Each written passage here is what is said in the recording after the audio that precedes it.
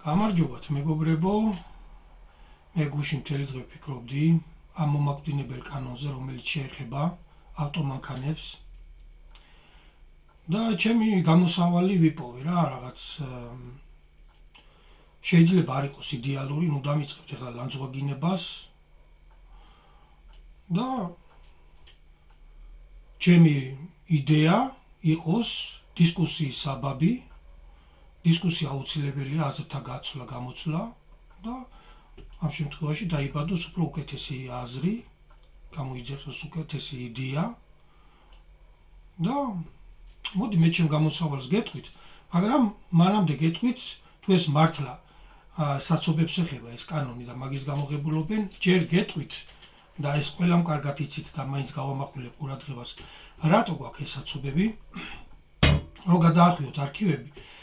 ძალიან ბევრი გამოსვლები იყო, საპროტესტო გამოსვლები და ხალხი ითხოვდა, რომ თუნდაც ის რეკრეაციული ზონები დაეტოვებინათ, სასიცოცხლოდ მნიშვნელოვანია ჯანმრთელობისთვის, ის ფოტოსინთეზი, რასაც ბუნება ახორციელებს მზის დახმარებით, ღებულობს წყალს და ჭამს ნახშირორჟანგს და გამოყოფს ჟანგბადს. ეს ადამიანებისთვის არის სასიცოცხლოდ მნიშვნელოვანი, ეგ ერთი. მერე თქვენ ქალაქში ააშენეთ, თქვენ ქალაქში ააშენეთ სავარცხლის პრინციპით კორპუსი. და ამ თითოეულ კორპუსს რომ მოჰყვებოდა უამრავი ადამიანი, რომელიც შიგნით შესახდებოდა. და მერე იმ უამრავ ადამიანს მოჰყვებოდა ის უამრავი მანქანები, ეს თქვენ უნდა გცოდნოდათ. იცოდით კიდეც, მაგრამ თქვენი კუჭის სიმაძღრეს საზღვარი აღარ აქვს, თქვენი მილიონების, მილიარდების შოვნას საზღვარი აღარ აქვს და თქვენ მაინც დაუშვით ეს კატასტროფული შედეგები. ეხლა იმას მეუბნებით, რომ გამოიწმინდოთ ერთი ადგილი ბოდიშით ამ სიტყვაზე, მეუბნებით, რომ ქალაქში არის საცობი და თლიან საქართველოს მოსახლეობა შენ ტოვებ მანქანის გარეშე. გამოსავალი არის, რომ ვთქვათ, ზოოპარკის წინ რომ არის დახვეული გზები, ხო?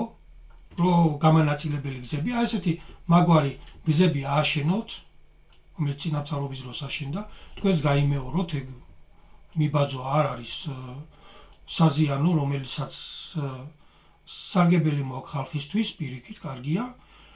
და სანამ ამ არქიტექტურულ შედევრებს შემოგთავაზებთ,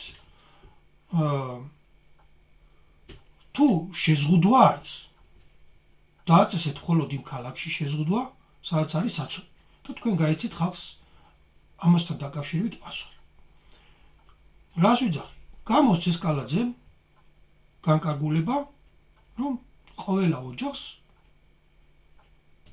ოჯახს შეეზღუდოს მაშინ ქალაქში მაცხოვრებელს. მე ქალაქზე მაქვს ლაპარაკი, ერთი ან ორი მანქანის ყოლის, ანუ იმაზე მეტი ყოლის უფლება რა. დაუდგინეთ, რომ ერთ ოჯახს ყავდეს ან ერთი მანქანა, ან ყავდეს ორი მანქანა. იმ ფაქტს ვერ გავექცევით, რომ ავტომანქანა საჭიროა ოჯახისთვის, სასიცოცხლოდ საჭიროა, მაგრამ ქალაქს აქვს ესეთი ბერკეტები, გამოხვალ გაჩერებაზე და ყველა მიმართულებით, ყველა ნომერი სამარშრუტო ტაქსი დადის. გინდათ ბაღში წაიყვან ბავშვს, გინდათ სკოლაში წაიყვან, გინდათ სასწავლებელში წახვალ. მე სოფელში ეგ ფუფუნება არ მაქვს, მე რაიონში ეგ ფუფუნება არ მაქვს. დედას უწევს თავისი ჩვილი ბავშვის წაყვანა, თუნდაც ჩვილი რა ბაღისთვის მწლოვანების ბავშვებზე მაქვს ლაპარაკი, ბაღში წაყვანა თავისი პატარა ბავშვის, ერთი ყავს, ზოგს ორი ყავს, ბაღში წაყვანა უწევს 3 კილომეტრის იქით, 2 კილომეტრის ზოგ შემთხვევაში კი ბატონო კილომეტრის. არის რომ მესამე, მეოთხე ქუჩებიდან გადმოყავს ფეხით და ამას ფეხით ვერ გააკეთებს. რაც ქალაქში შეგიძლიათ, რომ ახვიდეთ ავტობუსში და მიბრძანდეთ ბაღამდე, სკოლამდე, ხო?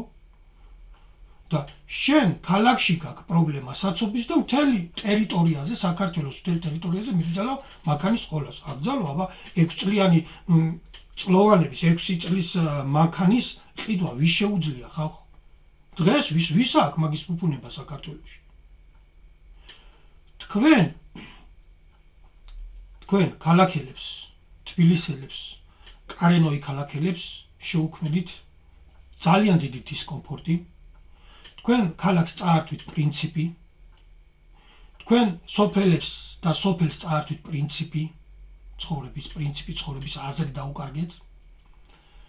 როგორ შეიძლება რომ სოფლის წარმომადგენელი ადამიანი, სოფლელი, რომელმაც იცის საუკუნეების განმავლობაში გადმოეცემა მამაპაპიდან მიწასთან მოქცევის წესი, აი აგროკულტურა როგორ მოიყვანოს, როგორ ეს ყველაფერი და ეს ადამიანები წაიყვანო და ჩაასახლო თბილისში და დაცალო სოფლები.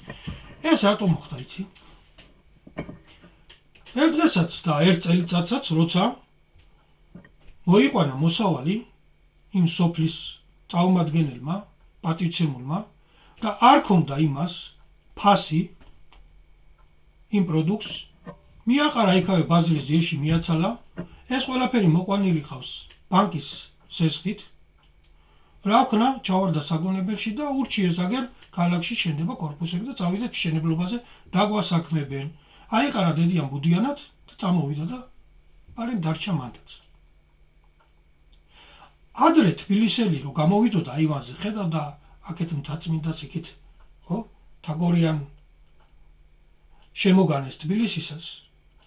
დღეს რო გამოვა ადამიანი, წინ კორპუსი, უკან კორპუსი, გვერდზე კორპუსი, მთაწმინდაც კი ვერ დაუნახია, ანძაც კი ვერ დაუნახია, ქართლის დედაც ვერ დაუნახია ზოგს.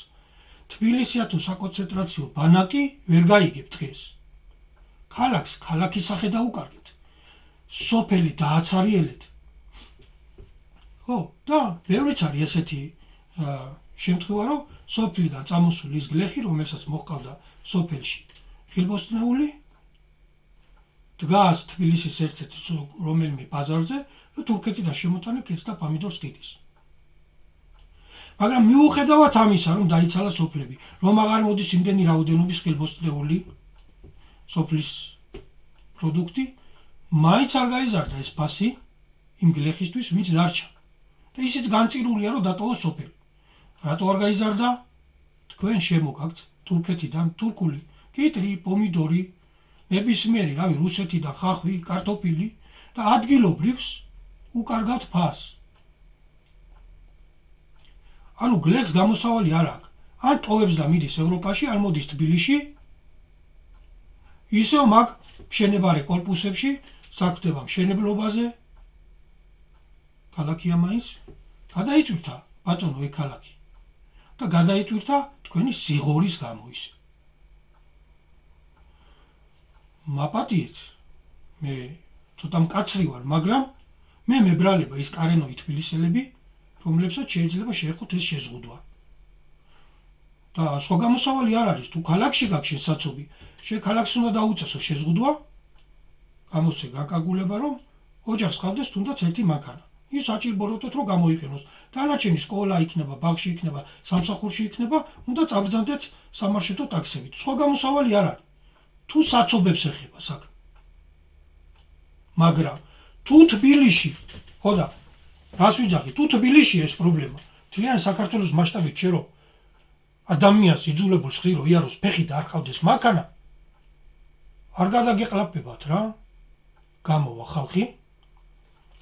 გამოვა ხალხი პირდაპირ გეუბნებით და ეს უკვე იმათაც შეეხოთ, ანუ თქვენ ამომრჩეველსაც შეეხოთ, ოცნების აქტივისტებსაც შეეხოთ, იმათ ოჯახებსაც შეეხოთ უკვე ეს ბრუტალური და ეს მომაკვდინებელი კანონი. იმიტომ რომ მანქანა ყველას უნდა, ყველას სჭირდება და ყველას ყავს. ეს ნაციონალური მოძრაობის მომხრე თუ ოცნების მომხრე არის, ყველას ყავს. ეს საციცოცხლოდ ტკივნეული საკითხია. და შენ რო ქალაქში გაქვს საცობი, მაგის გამო შენ მთელ საქართველოს არ უნდა ugძალო მანქანის შეძენა. აკძალვა იგივე 6 წლის მანქანას ვინ იყიდის დღეს?